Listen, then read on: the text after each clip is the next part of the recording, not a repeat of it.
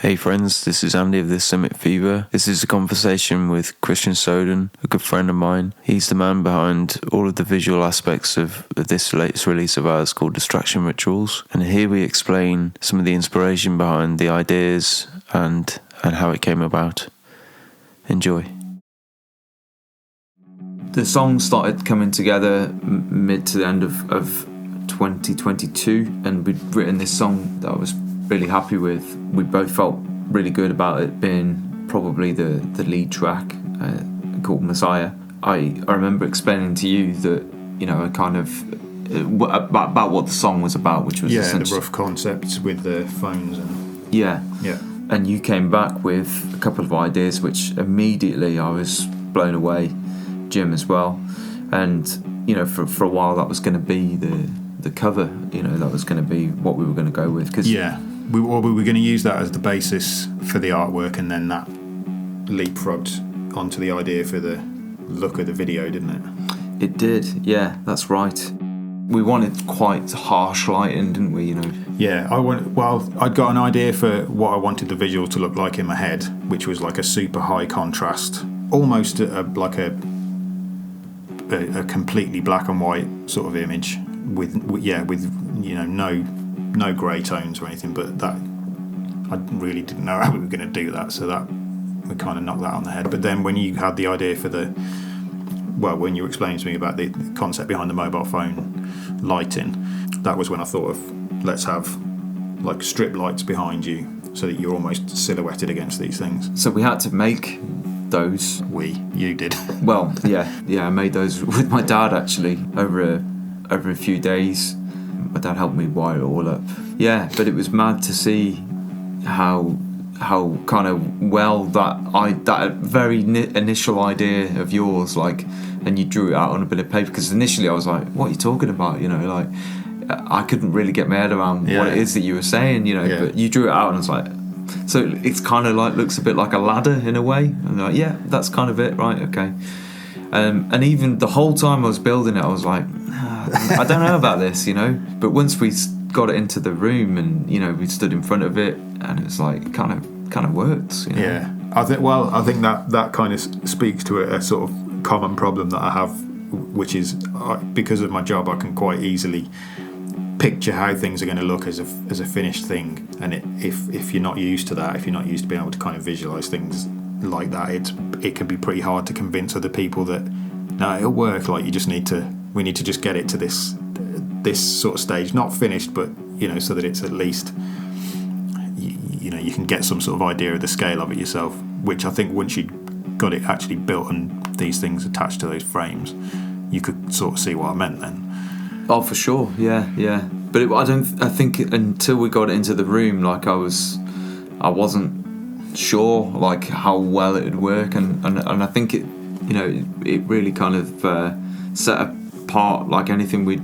tried to do in the past. You know, like it just making that little bit of effort to build something custom. Yeah, well, and not just that, but just actually putting some effort into just having some unique lighting in the video as well, because the place that we filmed it, which wasn't where we were originally going to film it, you know, has a stage. We could have just not bothered making our own lights, used the same, you know, lights that the venue had got. But I think you'll have something that stands out by making that little extra bit of effort to give the video like a motif, I suppose, which is what the lights ended up being. They ended up being almost just this symbol behind you, which I think if we were going to do more with that, we could have done something with that as a concept, really. But I mean, maybe we can just do that in the future. I don't know. But it's something that was quite simple, but so ridiculously effective.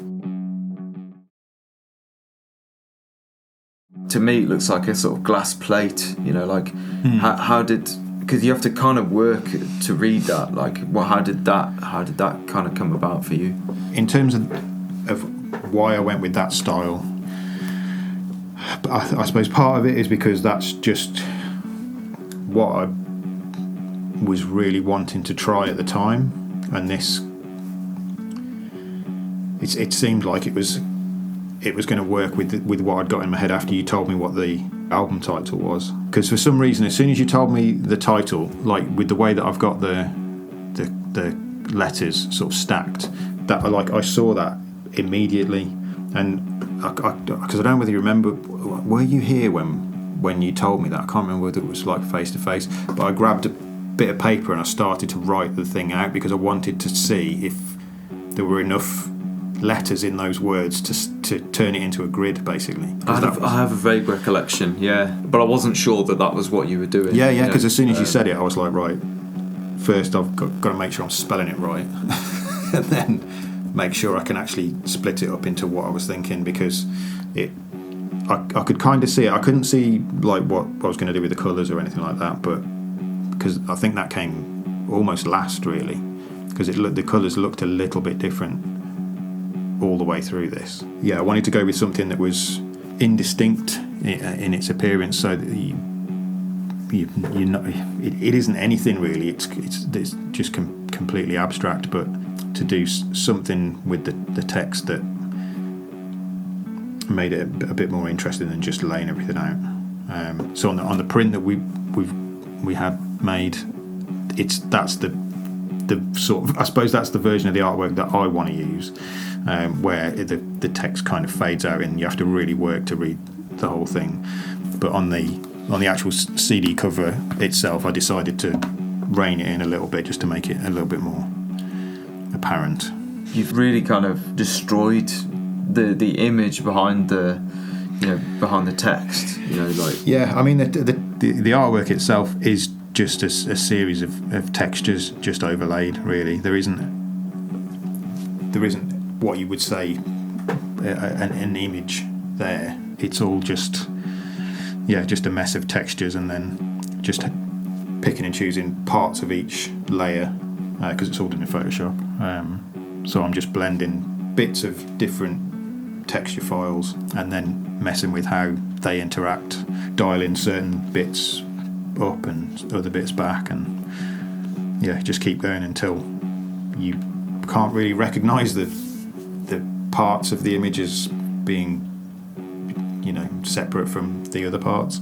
And would you say that's more like working in that way? Is it more kind of like what you might have done before you started doing digital art, sort of like more kind of working on a canvas type thing? I suppose, because I mean I could have introduced elements of sort of digital painting into this, but I think that would have spoiled the look of it a bit, really. I wanted to work just purely with texture images, just to see what I could get from those, and just kind of colours and messing with contrast, really, because it was never done, I suppose, which is why the print version looks different to the CD cover slightly, because you can just keep going with this stuff, and because it doesn't have any kind of form to it at all. It's never finished, but just like with anything, there's a point where it just has to be done enough for it to kind of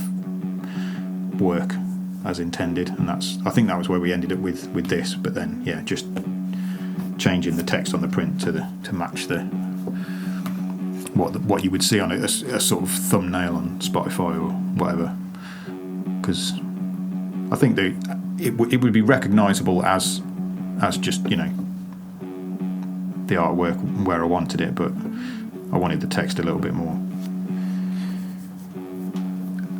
identifiable, I suppose. For sure, and I think the other thing as well that I really love about this process is that it's been very organic. So I think like one idea has kind of informed the next. So from that initial Messiah idea, that has informed the video, and then the video has kind of helped to inform the artwork slightly, and then the photographs. So it's kind of got this nice red thread running through it all, which I personally I really dig. Yeah. But I mean, fair play to you guys for letting me run with this, because a lot of people wouldn't. It's not your average kind of artwork to settle on.